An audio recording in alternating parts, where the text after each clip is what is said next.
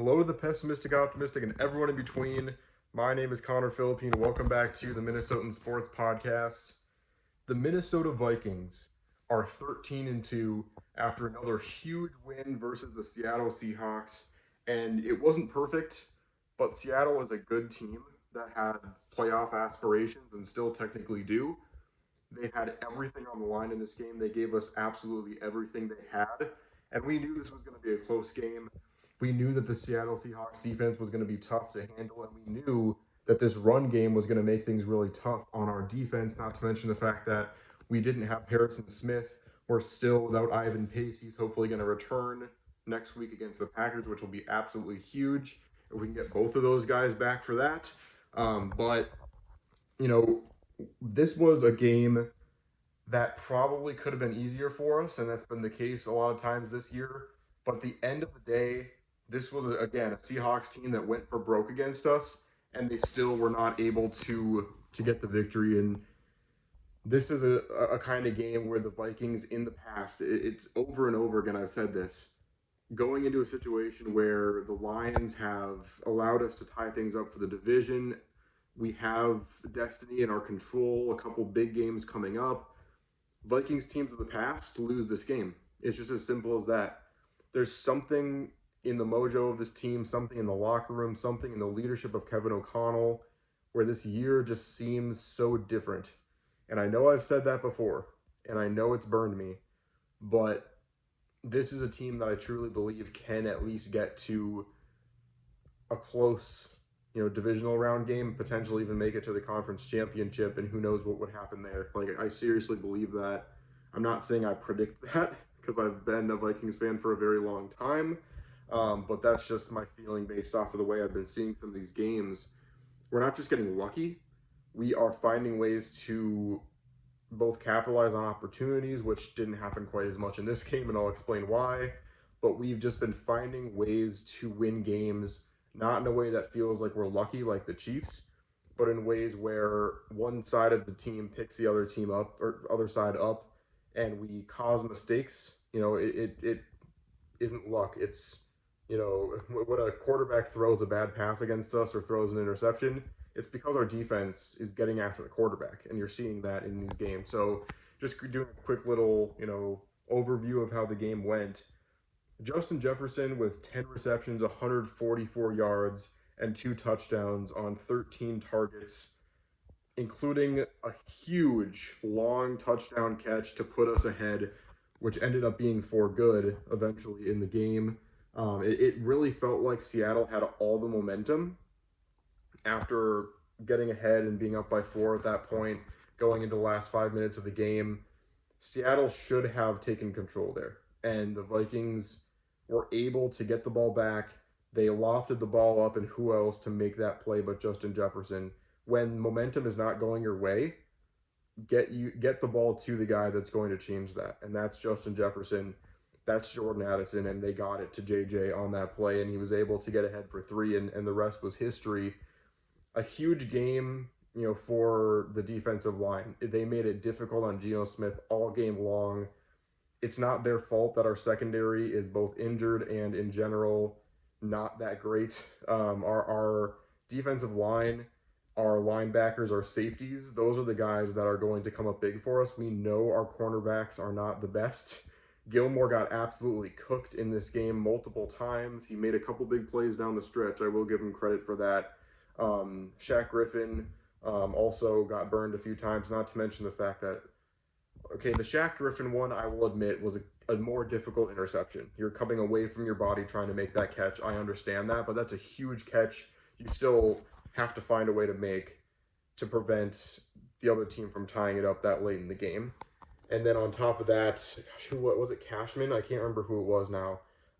He legitimately had the ball right in his hands and completely dropped it. That was a huge momentum swing because then they pinned us deep, and we were able to work our way back out of it. But we got to take advantage of those opportunities because against a higher caliber offense, and this Seattle Seahawks team did have a high caliber offense, but if you're getting into that elite offense territory, other teams are not going to let you make those mistakes and not end up scoring from it.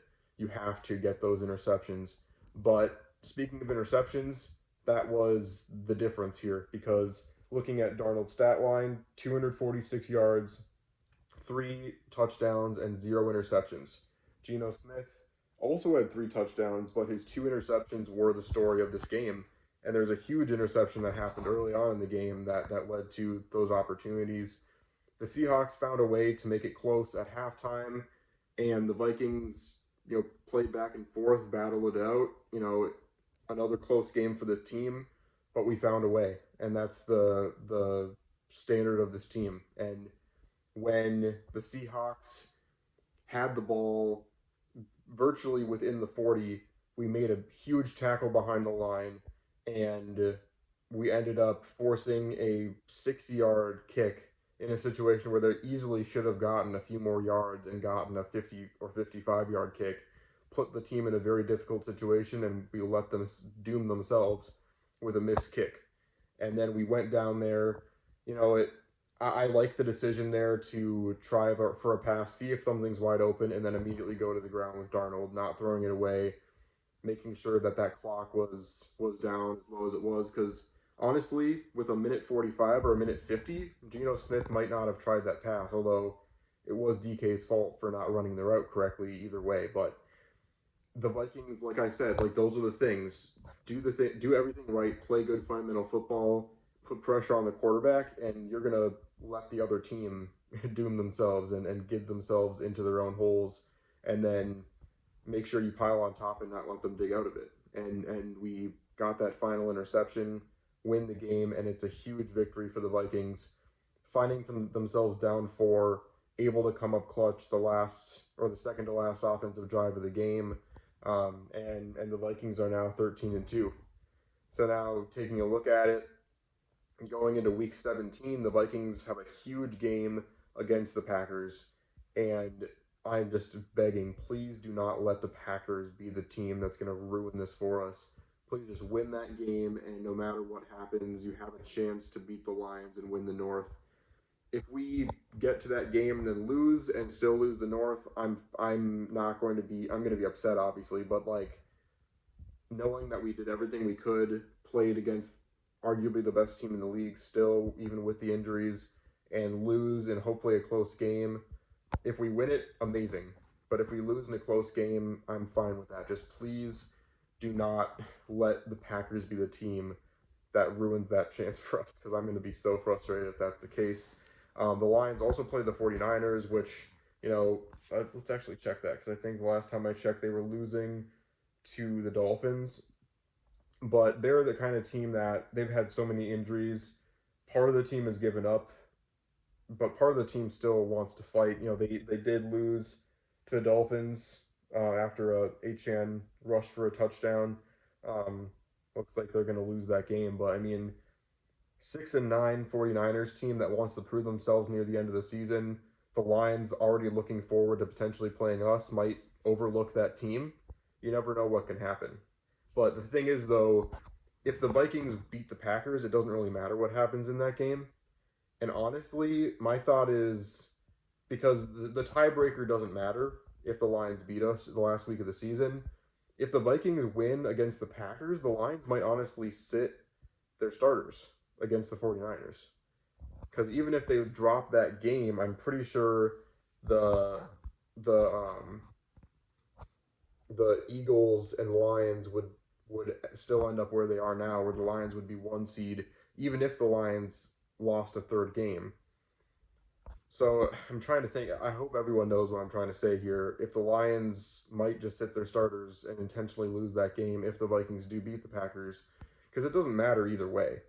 Even if the Vikings go into that game against the Lions with a one more game than the Lions have, if the Lions beat us, it doesn't matter because they have the tiebreaker in head-to-head because they beat us already this season. So we'll see what happens. But the key is beat the Packers no matter what, because it doesn't really matter. Because if we lose to the Packers, even if the Lions also lose to the 49ers, it still doesn't matter.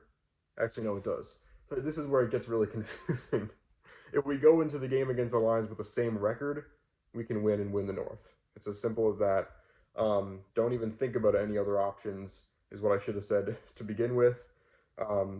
It's been a long day, I'm sorry, but The Vikings win against the Seahawks, improve to 13-1, still command their own destiny within the NFC North, and a huge game coming up next week against a red hot Packers team. It's going to be a dogfight. It's going to be a really good game, but it's a home game at US Bank Stadium, so I'm hoping that that can be the factor that leads to the Vikings winning that game and getting to Week 18 and what would I'm assuming be the Sunday Night Football game to try and win the NFC North versus the Lions. So let me know what you think about this victory. Vikings win, huge touchdown reception for Justin Jefferson. Nice play by our defensive line and good fundamental football despite a few dropped interceptions at different stages of the game that could have made it a little easier on ourselves. But big win. Thanks for watching. Please like and subscribe, and I'll see you on the flip side.